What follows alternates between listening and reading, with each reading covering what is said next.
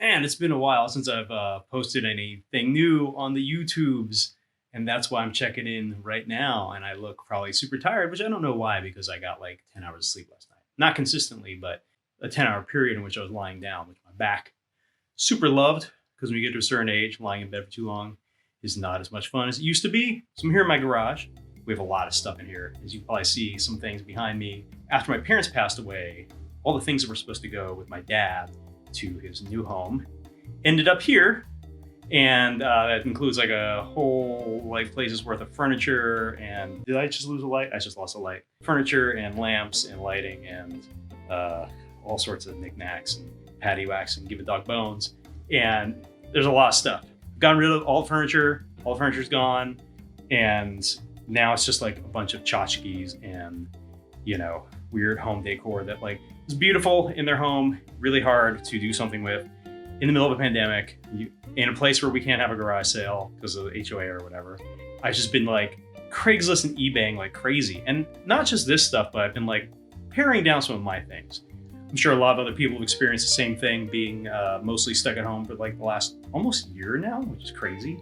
Okay, I mean, it's in 10 months, but it feels like it's been a year. And it's going to be a while, so don't think that that's going to change all of a sudden. I'm sure a lot of people have been like reassessing their home situation. A lot of people have been adding home offices or remodeling or moving into bigger places, or taking in additional people or not seeing additional people. There's a lot of home situations been changing, and like one of the things that I've been trying to do is pare down the stuff I have, things that I know that I've been holding on to, either with the intent to do something with it eventually, or just because we just forgot that we had it.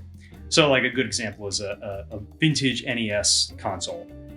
I bought it for Sarah as a, I don't know, Christmas present or something years and years ago. We played it maybe 5 times over the last, I don't know, like 6 years. Why? Why are we keeping it? Like, there's no point. So that's been going eBay. I've been selling off a lot of comic books, which is sometimes really easy and sometimes not, because I'm having trouble letting go of the things that the comics I really like mean something to me from my youth.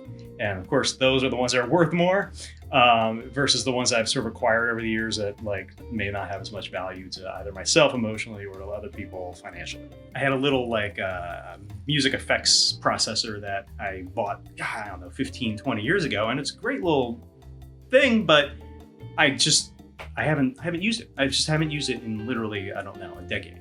So I sold it, and they've actually did pretty good on eBay. So I've sold like, I don't know, man, I sold like $900 worth of stuff on eBay in just the last like 90 days, which is not a ton, but I mean, that's the 990 days. That's what, $10 a day? Am I doing my math right? That doesn't sound right. Whatever it is, you guys do the math. I'm just going to keep talking. I've been finishing up Parkway Broken Dreams, and it's done. The movie's done. I mean, I'm not editing anything else. I should correct that. I'm not doing any other substantial edits. I have been doing a little bit of just a little cleanup stuff here and there, making the sound a little bit better. I have film festival submissions out. There's probably about 10 festivals I submitted to. 2 I've heard back from so far that we got rejected from, which is fine.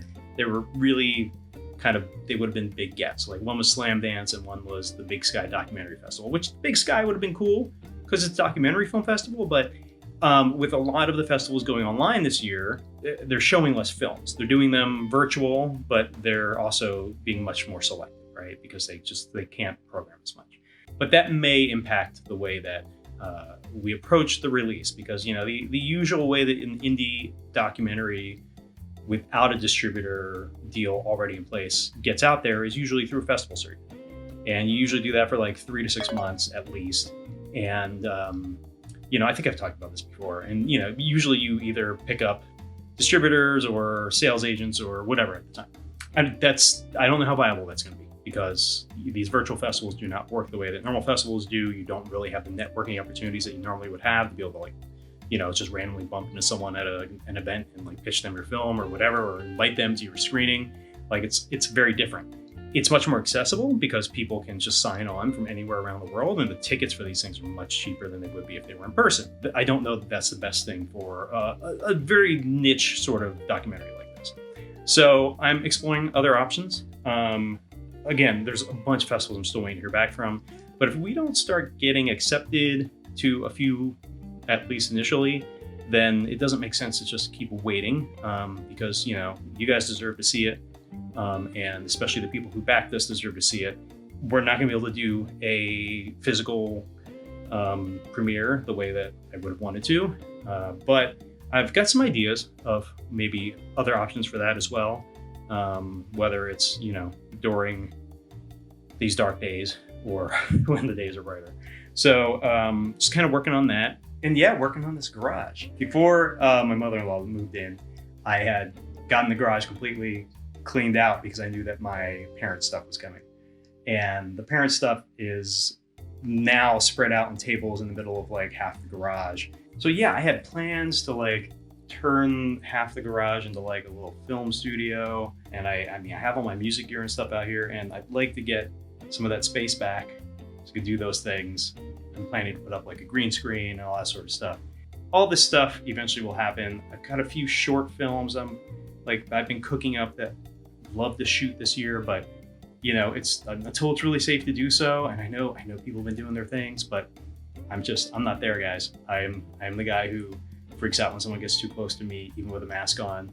If you're following me on Twitter, you probably are tired of hearing me rant and rave about how fed up I am with seeing people just flagrantly defy public health officials. So it's a weird time right now, and I'm trying to focus on what I can do and stay positive. Maybe try to make this space here a little more functional and be able to, create some stuff. Maybe I'll finally build a puppet stage. Who knows? I did build a product photography box finally, which I've been meaning to do for a long time, and doing all this eBaying has kind of forced me into it. So that was a thing. And I've been stocking up on some other things that I've needed. So we'll see. Maybe I'll keep some of these lamps for my parents and use them as practical lighting and something. Who knows? I don't know. I don't really have the space for that, but it wouldn't be a terrible idea. Anyway, that's a really quick update. I know this is really shaky and really whatever, but I just want to pop in, and I hope you all are doing well. And next time you see an update, maybe it will be something worth watching.